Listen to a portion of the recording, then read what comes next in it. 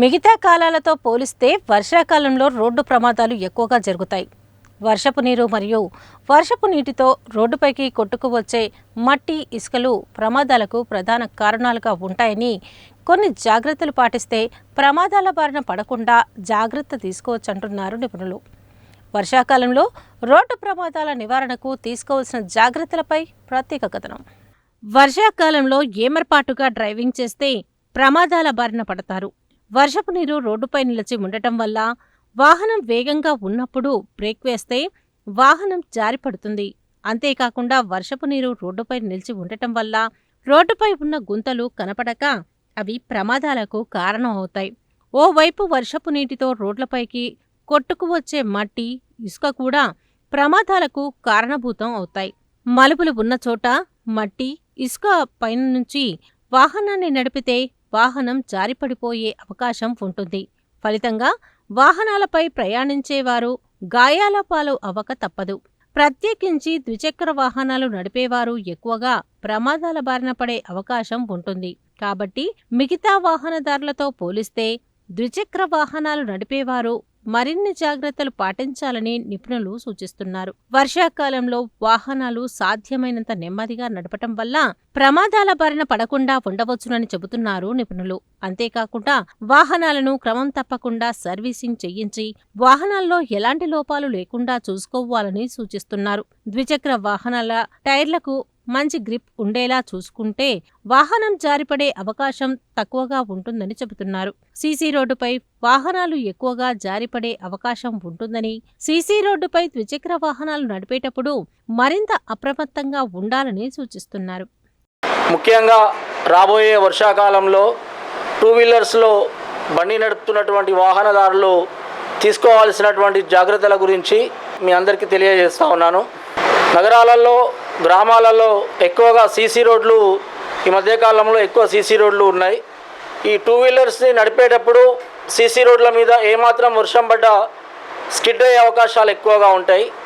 ముఖ్యంగా ఈ సీసీ రోడ్ల మీద నీళ్ళు ఉన్నప్పుడైతే ఈ యొక్క ఫ్రంట్ డిస్క్ బ్రేక్ కనుక వేసినట్లయితే ఎక్కువగా స్కిడ్ అయ్యి ప్రమాదాలు జరిగే అవకాశాలు ఉన్నాయి. ఈ యొక్క వర్షాలు ఉన్నప్పుడు బండిని నెమ్మదిగా నడుపుకుంటూ బ్రేక్ కూడా కొద్దిగా స్లోగా అప్ చేసినట్లయితే కింద పడే అవకాశాలు తక్కువగా ఉంటాయి. ముఖ్యంగా బండికి సంబంధించి క్లచ్ కానీ, ఎక్సిలేటర్కి సంబంధించి కానీ, అదేవిధంగా చైన్కి సంబంధించి ఎప్పటికప్పుడు మెకానిక్ ద్వారా బాగు చేయించుకోవడం మంచిది.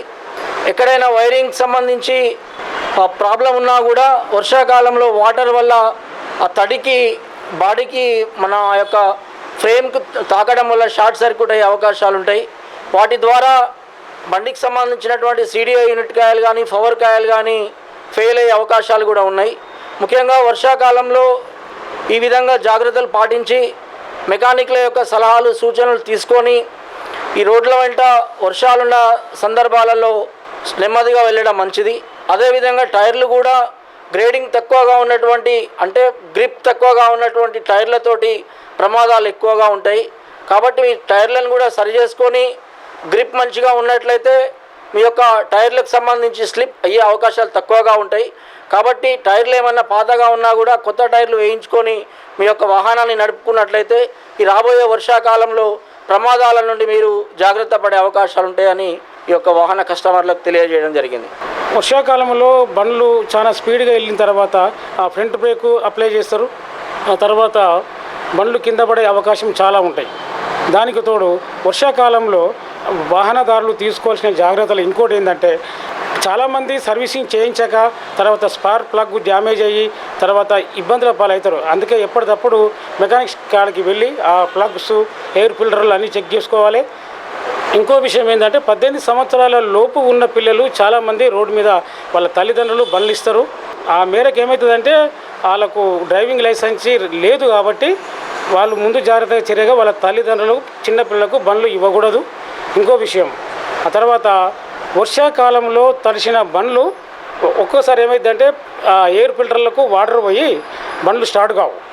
ఆ ఫిల్టర్లు ఖచ్చితంగా చెక్ చేసుకోవాలి. ఇంకో విషయం కూడా ఆయిల్ ఎప్పటికప్పుడు మెకానిక్ దగ్గరికి వెళ్ళి చెక్ చేసుకుంటే మంచిది.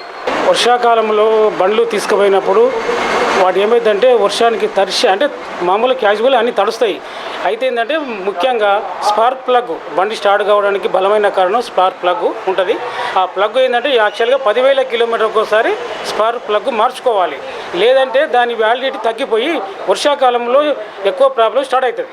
కంపల్సరీ ఆ స్పార్క్ ప్లగ్ను ఎప్పటికప్పుడు చెక్ చేసుకొని 10,000 కిలోమీటర్కి ఒకసారి ఎయిర్ ఫిల్టరు స్పార్క్ ప్లగ్ ఖచ్చితంగా మార్చుకోవాలి. మార్చుకున్నట్టయితే బండికి వర్షాకాలంలో కూడా ఇబ్బందికరంగా ఉండదు. అయితే ఈ వర్షాకాలం తీసుకోవాల్సిన బండ్లకు జాగ్రత్తలు మెయిన్ టైర్లు చెక్ చేసుకోవాలి.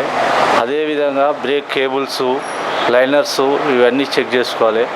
అదేవిధంగా ఈ వర్షాకాలంలో అక్కడక్కడ ఉసుక వస్తుంది, టర్నింగ్ దగ్గర కానీ అక్కడక్కడ ఉసుక వస్తుంది. ఆ ఉసుక వచ్చినప్పుడు అలానే పోయి ఫాస్ట్గా ఫ్రంట్ బ్రేక్ వేయడం జరుగుతుంది. అక్కడ కూడా పడే అవకాశాలు చాలా ఉంటాయి. అందులోటి ఇప్పుడు ఇన్నాళ్ళంటే మట్టి రోడ్లు ఉండే, ఈ సీసీ రోడ్లు కాబట్టి బండ్లు బ్రేక్ చేస్తే జారిపోతాయి. అది కూడా జాగ్రత్తగా చూసుకొని నడుపుకోగలరు. అదేవిధంగా ఈ టైర్లు మెయిన్ టైర్లు, లైనర్లు ఖచ్చితంగా ఇవైతే చెక్ చేయించుకోవాలి. అదేవిధంగా ఈ చిన్నపిల్లలకు కూడా మనం గీడికి పోయిరాపో, గాడికి పోయిరాపో అని బండ్లు ఇస్తున్నాం. ఆ బండ్లు ఇచ్చినప్పుడు ఆ పిల్లలు ఏమి తెలియకుండా అడ్డగోలుగా స్పీడ్ పోతుంది. ఈ ఇతడు పోవడం వల్ల వేరే అతనికి కూడా చాలా ప్రమాదం జరుగుతున్నాయి. పిల్లలకు కూడా 18 ఇయర్స్ దాటినాక లైసెన్స్ తీసి అప్పుడు బండి ఇవ్వండి. బైకులు నడిపే వాళ్ళు కానీ, స్కూటీలు నడిపే వాళ్ళు కానీ ఎవరైనా కానీ దయచేసి హెల్మెట్లు వాడండి. హెల్మెట్లు లేకుండా బయటికి వెళ్ళకండి.